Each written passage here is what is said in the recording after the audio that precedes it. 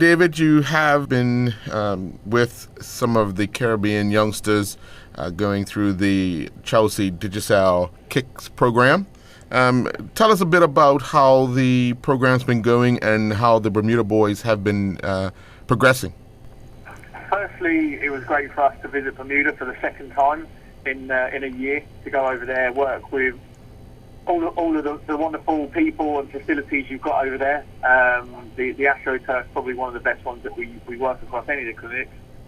Very, very well developed there. For such a small island, you've got a really good infrastructure in terms of football development. So it's a pleasure to be back there. We obviously say hello to everyone there who helped us. To pick the boys was a very difficult decision in Bermuda because, again, for such a small island, you do have good ability level there, good technical ability.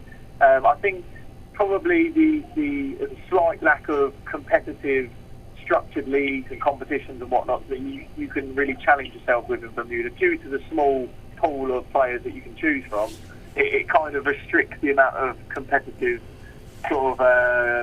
competitive elements you can add in a season of football there. So we'll obviously look to help and support that in any way going forward. So bringing the Bermudans back in now for the second phase of the programme, which is the academy.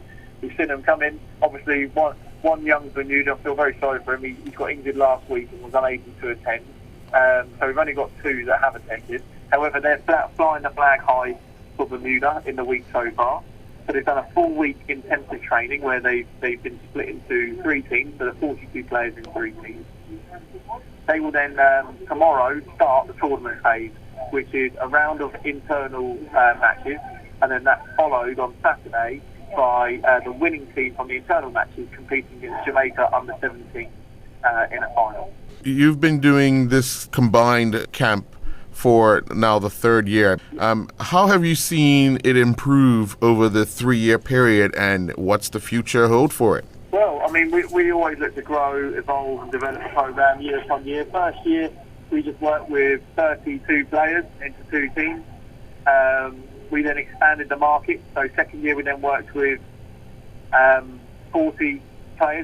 39 players last year. And then this year, we've added different elements in so that we're actually working now with female players in each location. We're doing coach education projects. And, I mean, you just have to look at the figures to understand how much we've grown it in 3 years. I mean, we've now worked with 720 players across all of the Caribbean in the last 3 years. We've educated 760 grassroots coaches across all of the locations in the last 3 years. And we've worked with 240 female players throughout the 3-year duration. So it's a massive impact on the community, and it's also not just an isolated 40 players. It's also working with the wider community, just trying to develop football all participating tiers. But I mean, to bring it back to Bermuda, to bring it back to you guys have only been in the programme for 2 years, but already we've seen the ability level rise very high from the first year to the second year, because we actually dictated a criteria to be pre-selected prior to our visit in May. And once we did that, we knew that you had the coaches that could facilitate this programme, and they organised the boys very, very well. Now, once this camp here is completed, how quickly do you turn around and start looking at 2015? Yeah, it's already in the pipeline. I mean, we look at it. We always have a 5-year vision with any international programs we run. So when we first initiated this partnership with Digicel, we were looking at a 5-year vision. We're looking at running academies not just for young players of the male gender. We're looking at running academies for female players. We're looking at running academies for grassroots coaches across the region. We're also then looking at entering these all-star teams in external competitions where they actually represent Chelsea FC on a global level, maybe in the United States. And we've got many different ideas in which we're going to expand and grow this programme. And all I can say really is stay tuned, keep your ear to the ground, because if Chelsea are involved in any international programme, it's growing and the sky's the limit. CONCACAF have just recently concluded a conference where they're turning their focus on women's football. Have you or your organization been approached to see what sort of help you can do in assisting in structuring or help organizing this for CONCACAF? Well, I mean, like, the main reason that obviously we're in the Caribbean is through Digicel. I mean, they're the ones who sponsor us to come out.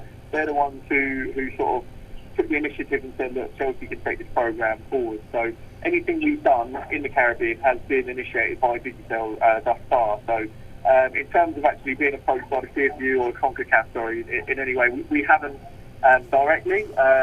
But I mean, female football, I'm a strong advocate for female football. I coached our under-17s ladies team at Chelsea for a couple of years, and we're very close with the ladies department. And obviously having a professional league in the Premier League now, and our team finishing second in that this year, shows that, you know, we really strongly believe that female football is the way forward, and we want it to be completely inclusive. So if there is any way that we can support, we would love to do so, and we will continue the female element of our programme next year, whereby we hope to double the numbers. So next year we hope to coach another 240 female players across the region.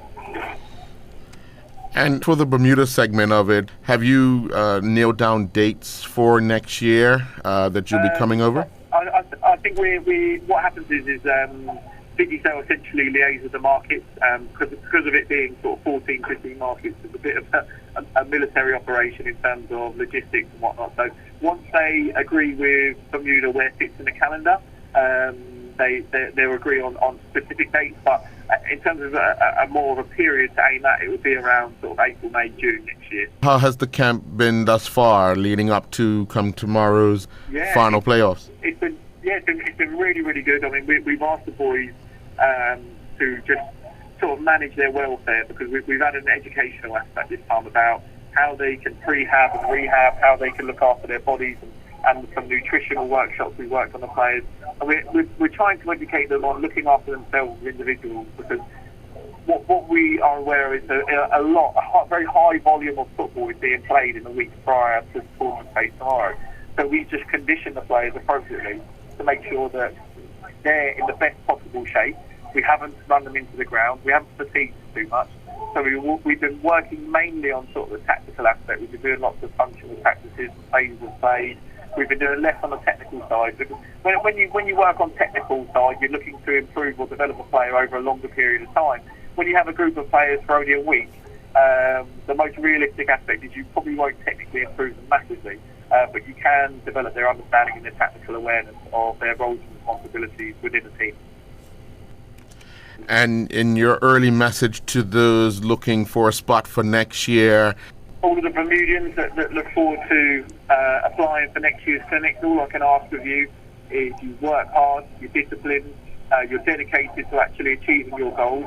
And what I would say is that there's three things we're looking for. And between now and April or May, when we're next coming to visit, I would ask that the boys thoroughly work on, firstly, their technical ability between now and then. So this is a chance to improve over a longer period of time. Listen to your coach, develop your skills in terms of your technique and how to apply them in a game.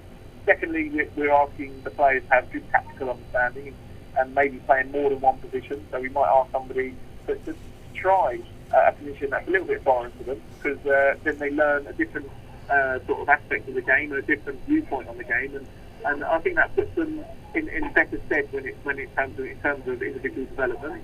And the third thing we ask of all the players, especially the ones from Bermuda who've done so well this year, is we want them to be a young ambassador for the country. You know, we want them to be respected, we want them to be role models, and we want them to come to the academy flying the Bermudan flag high and being proud to wear the Chelsea badge, the Digicel sign, and also the Bermudan flag on their t-shirt.